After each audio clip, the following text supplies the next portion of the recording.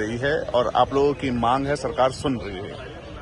देखिए, आज मैंने भी राज्यसभा के भीतर रूल 267 का नोटिस दिया है और उस नोटिस में ये कहा है कि आज की सदन की जो लिस्टेड कार्रवाई है, जो लिस्टेड बिजनेस है, उसे सस्पेंड किया जाए और आज गहन चर्चा हो मणिपुर के विषय पे।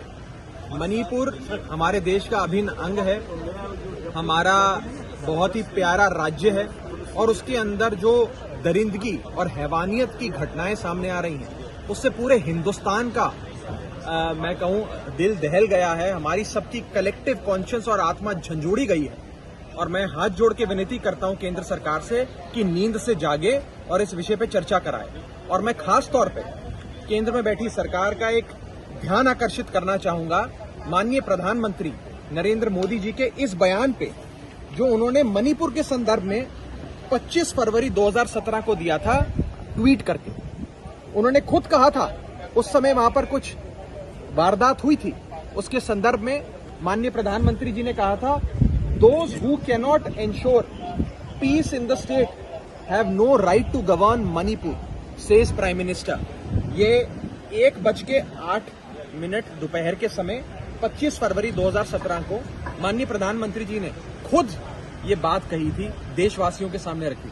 मैं इसी प्रधानमंत्री जी के बयान का उन्हें आह्वान देते हुए कहना चाहूंगा कि सदन के भीतर आएं, इस पर बयान दें और चर्चा कराएं।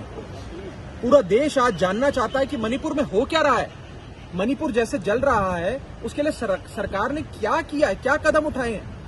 क्योंकि वहां राज्य में भी भारतीय जनता पार्टी की सरकार है, मणिपुर में केंद्र में भी बीजेपी की सरकार है, डबल इंजन की सरकारें चल रही हैं।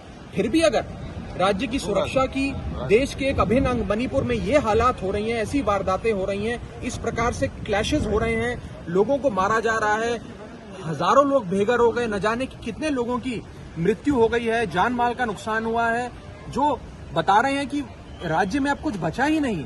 उस स्थिति में भी सरकार कुंभकर्णी नींद सो रही है, उनके कान पे जूं तक नहीं रेंग रही और वो बहस कराने से भाग रही है। ये बहुत दुखद है। मैं चाहूंगा कि आज हम सबका और मेरा भी जो रूल 267 का नोटिस है उसका संज्ञान लेते हुए आज से ही मणिपुर पे बहस शुरू हो और मणिपुर में जल्द से जल्द एक डिस्क्रेडिटेड सरकार जो है बीजेपी की राज्य में, उसे बर्खास्त किया जाए। उन्हें कोई अधिकार नहीं है सरकार में रहने का और वहां पे राष्ट्रपति शासन लगाया जाए।